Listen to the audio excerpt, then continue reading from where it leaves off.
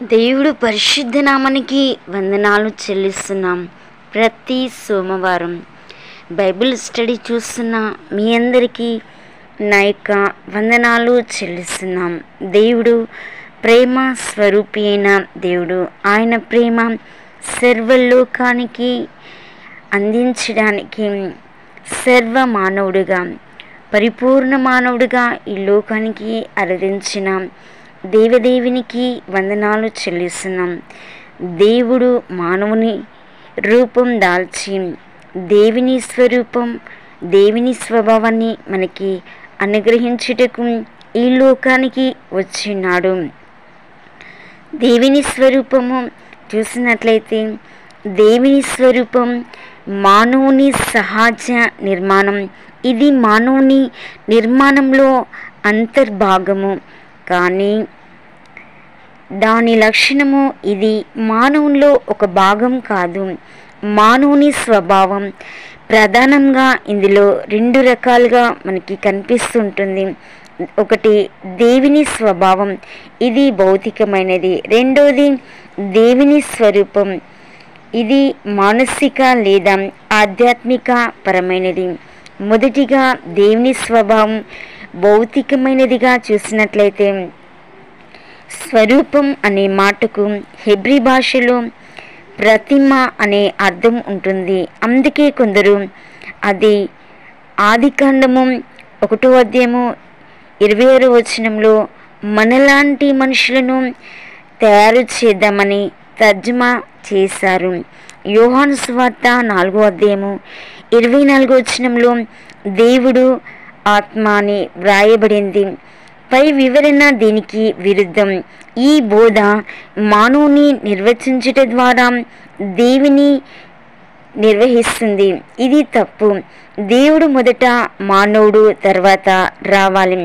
అంతేకాక పరీక్షలకు, జంతువులకు సహా భౌతిక శరీరం ఉంటుంది. అయినా దేవుని స్వరూపంలో ఉన్నాయని ఎక్కడైనా లేదు. ఆదికాండము 26వ వచనం నుండి 28వ వచనం వరకు చదివినట్లయితే మనకి కనబడుతుంది. రెండోదిగా దేవుని స్వరూపము మానసిక లేదా ఆధ్యాత్మిక. ఇక్కడ మానవుని హేతువుకు పెద్దపీఠం వేశారు. మానవుడు తర్కించగలడు, ఊహించగలడు. అలా పక్షులు, జంతువులు చేయలేవు.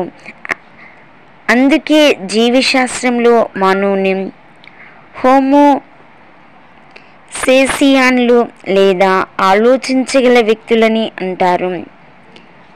హోమో సేసియన్లు ఏ విధంగా ఆలోచించి తత్వజ్ఞానాన్ని పెంపొందించుకొని జంతుశాస్త్రంలో అనేకంగా కనుక్కున్నారు.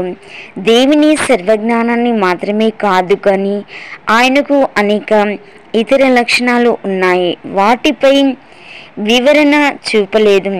లేఖనాలు దేవుని స్వరూపంను ఖచ్చితమైన రీతిలో వివరించలేదు. దీనిని వెంబడిస్తే ఎక్కువ తెలివితేటలు ఉన్నవారికి దేవుని స్వరూపం ఎక్కువగా ఉందని, తక్కువ తెలివితేటలు ఉన్నవారికి తక్కువ దేవుని స్వరూపం ఉంటుందని చెప్పవలసి వస్తుంది. అది వాక్యానుసరమైనది కాదు. అందుచేత ఈ దృక్పథంలో హేతువు, జ్ఞాపకము, చిత్తము లేదా నైతిక సామర్థ్యము ఉన్నాయని మిగతా విషయాలు కూడా హేతువును జత చేస్తారు. దేవుని స్వరూపము సంబంధం ప్రత్యేకంగా దీన్ని నియో ఆర్థోడాక్స్ దేవశాస్త్రకుడైన కార్ల్ బార్త్ మరియు ఎమిల్ బ్రూనర్ గారు ప్రతిపాదించాడు. దీని ప్రకారము సృష్టి అంతట్లో కేవలము మానవులు మాత్రమే దేవుని ఎరిగి, దేవుని తెలుసుకుని, దేవునిలో అర్థవంతమైన సంబంధాలు కలిగి ఉన్నారు.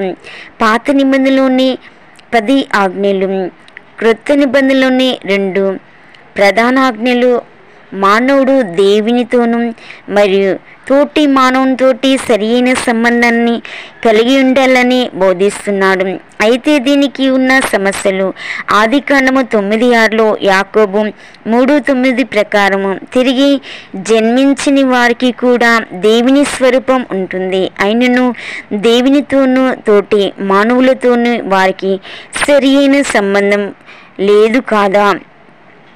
అసలు వేరే దృష్టికి లేనిది మానవునికి మాత్రమే ఇలాంటి సామర్థ్యత ఎలా వస్తుంది అనే ప్రశ్న తలెత్తుతుంది. వారి స్వభావమే అలాంటి సంబంధాలను కలుగజేస్తుందని నమ్ముట అవసరము.